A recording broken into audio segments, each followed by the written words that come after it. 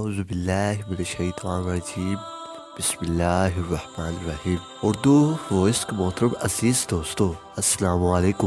پھر آپ رحمۃ اللہ علیہ نے حضرت سیدنا عامر بن عبداللہ رحمۃ اللہ علیہ کے متعلق بتایا۔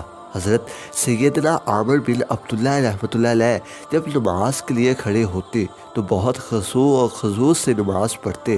شیطان ان کو بہکانے کے لیے سانپ کی شکل میں آتا اور ان کے جسم سے لپٹ جاتا، پھر قمیض میں داخل ہو کر گریبان سے نکلتا، لیکن آپ رحمۃ اللہ علیہ نہ تو اس سے خوفزدہ ہوتے اور نہ ہی اس سے دور کرتے، بلکہ انتہائی خضوع اور خضوع سے اپنی نماز میں مگن رہتے۔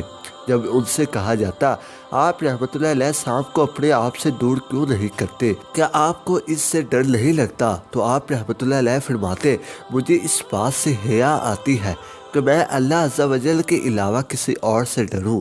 پھر کسی کہنے والے نے کہا آپ رحمۃ اللہ علیہ جتنی محنت و مشقت کر رہے ہیں اس کے بغیر بھی تو جنت حاصل کی جا سکتی ہے اور اس کے بغیر بھی جہنم کی آگ سے بچا جا سکتا ہے، تو آپ رحمۃ اللہ علیہ نے ارشاد فرمایا اللہ عز و جل کی قسم میں تو خوب مجاہدات کروں گا اور دن رات اپنے رب عز و جل کی عبادت کروں گا۔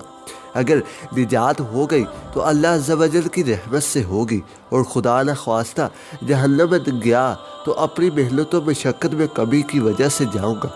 پھر جب آپ رحمۃ اللہ علیہ کی وفات کا وقت قریب آیا تو آپ رحمۃ اللہ علیہ زاروں کی طرح رونے لگے۔ لوگوں نے پوچھا حضور آپ رحمۃ اللہ علیہ اتنا کیوں رو رہے ہیں، کیا موت کا خوف آپ کو رلا رہا ہے؟ تو آپ رحمۃ اللہ علیہ نے فرمایا میں کیوں نہ روؤں، کیا مجھ سے بھی زیادہ کوئی رونے کا حقدار ہے؟ خدا عز و جل کی قسم میں نہ تو موت کے خوف سے رو رہا ہوں، نہ ہی اس بات پر کہ دنیا مجھ سے چھوٹ رہی ہے، بلکہ مجھے تو اس بات کا غم ہے کہ میری عبادت و ریاضت، راتوں کا قیام اور سخت گرمیوں کی روزے چھوٹ جائیں گے۔